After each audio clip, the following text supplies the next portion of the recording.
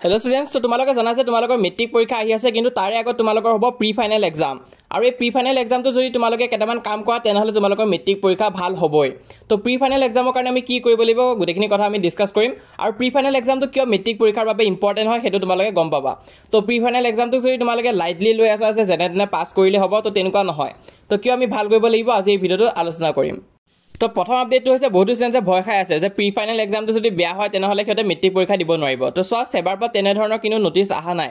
যদিও এটা নোটিস আছে যে তোমালোকে যদি মেট্ৰিক পৰীক্ষা তিনটা সাবজেক্টত ফেইল কৰা তেনেহলে তোমালোকে সেকেন্ড চান্সও নাপাবা মানে কম্পাৰ্টমেন্টেল এক্সামও তোমালোকক দিব দিয়া নহব যদি তিনিখনতকৈ অধিক সাবজেক্টত তোমালোকে মেট্ৰিকত ফেইল কৰা কিন্তু প্ৰি ফাইনাল এক্সামত তেনেকুৱা নহয় যে তোমালোকক প্ৰি ফাইনাল এক্সামত ফেইল হলে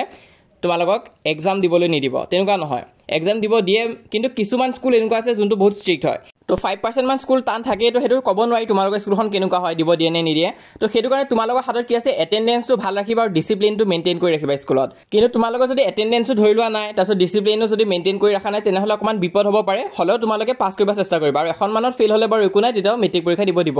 তো হেতু তোমালোকে ভাল কৰিব লাগিব সেকেন্ড কথাটো হৈছে আমি প্ৰি ফাইনাল এক্সাম কিয় ফোকাস দিব লাগিব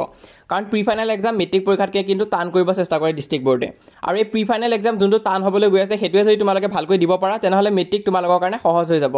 প্ৰি ফাইনাল এক্সাম এই কাৰণে দিয়া হয় যাতে তোমালোকে মেট্ৰিকৰ এক্সপেৰিয়েন্সটো পোৱা তো হেতু কাৰণে এনেকুৱাকৈ দিবা তোমালোকে যাতে মেট্ৰিক পৰীক্ষা দিবলৈ গৈ আছা নিজকে তোমালোকে মনলৈ আনিব চেষ্টা কৰিবা যে এটো মই প্ৰি ফাইনাল এক্সাম নহয় মেট্ৰিক দিবলৈ গৈ আছো কাৰণ প্ৰি ফাইনাল এক্সাম যদি ভাল হৈ যায় মেট্ৰিক ভাল হ'বই তোমালোকে যদি